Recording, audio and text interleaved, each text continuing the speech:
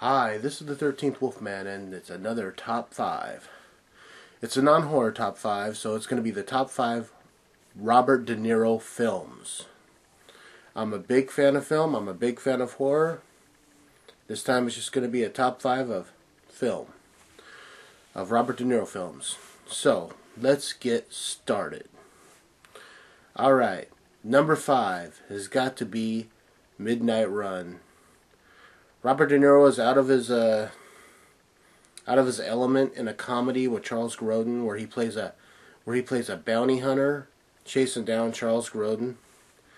It came out in the mid '80s. It's an all-time slap fest. I just love it. It's got to be one of the best De Niro films out there, where he's not just playing a tough guy, but he's having fun with it. So that's number 5. Number four is Taxi Driver. That's right, he plays the off-the-cuff, bizarro freak Travis Bickle. Directed by Martin Scorsese, starring Jodie Foster and Harvey Keitel, along with Peter Boyle, who played Wizard, and Candice Bergen. See, now this is why it's kind of low on my list. I never found Candice Bergen attractive. I think they could have went with, like, I don't know, 20 different actresses from the time back then, and, you know, it would have been a better film. That's the only downfall of this film, really, if you ask me. And there's some people out there that don't quite get the attraction to Taxi Driver, but I'm not one of them. Alright, so coming in at number 3. Number 3 is Godfather Part 2. Yeah, I said it. Godfather Part 2. It's a great film. I love all the Godfather films, 1, 2, and 3. I know that there's a lot of hate on number 3 because they don't feel that it's as good as are even close to being as good as the other 2 films. But I'm sorry, I think the story's there. I think the story concludes the Corleone family just fine. So, you know, I like Part 3, but we're talking about Part 2. So, Part 2, Robert De Niro played Vito Corleone as a young man, and we get to see what Vito Corleone was like, you know, before he plumped up and became the Godfather, and how he kind of became the Godfather. So, that would be number 3. Number 2, The Deer Hunter. I love this film. I know it sounds like I'm just picking like all these really odd films out of the 70s, you know. And yeah, De Niro did a lot of films, but I mean, I had a hard time with this one because I have to eliminate movies like Casino and other films that I just love too. But I really do love The Deer Hunter. There's a scene early in the film, like right after the wedding, you know, so about 30 minutes into the film, they go up into the mountains, they're going to go hunting, and John Cazale,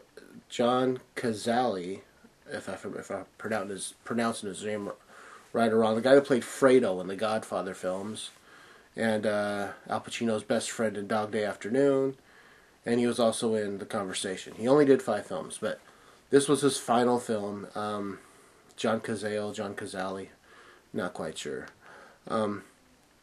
They go up into the mountains, and he plays a character named Stitch, Stanley, you know, is his name, but they call him Stitch. And Stanley forgets his boots. And Robert De Niro's character, Michael, always thinks ahead, always prepares, you know, he's got 2 pairs of boots and 12 pairs of socks and whatever. He's ready. And he begs Michael for his extra pair of boots, and Michael says no. And to me, this scene right here is just, God, perfect. It is a perfect scene in a good movie. I mean, a perfect scene in a perfect movie. It's the one scene that I always look forward to seeing. It's really weird. I don't know why. But it's just, I just love this scene. You kind of get the idea that these guys are good friends, but they just put up with each other sometimes, you know. So there you go. That's number 2. So what's number 1? Number 1 is the best film De Niro ever did. He got ultra creepy. He got real freaky. He made your skin crawl when he came across the screen.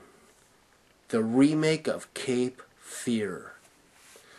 That is De Niro's best film, hands down. I mean, he was the slimiest, the sleaziest freak out there.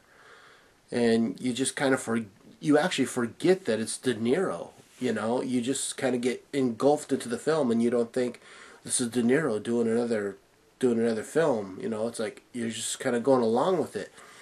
Robert Mitchum is in it. He was in the original in 1960. He played the judge. You got Juliette Lewis, you know, from Dusk Till Dawn and other things. And she is the daughter of Jeffrey Lewis, the guy who played Clint Eastwood's best friend in Every Which Way But Loose and Any Which Way You Can. So, but yeah, Cape Fear. Great film. All-time best De Niro. I mean, the guy he plays in Cape Fear makes Travis Bickle look sane in Taxi Driver. So, that's my top 5. I welcome all video responses, all comments, bring them on. I want to hear what your top 5 De Niro films are. Thank you. This is the 13th Wolfman. I'm on the prowl.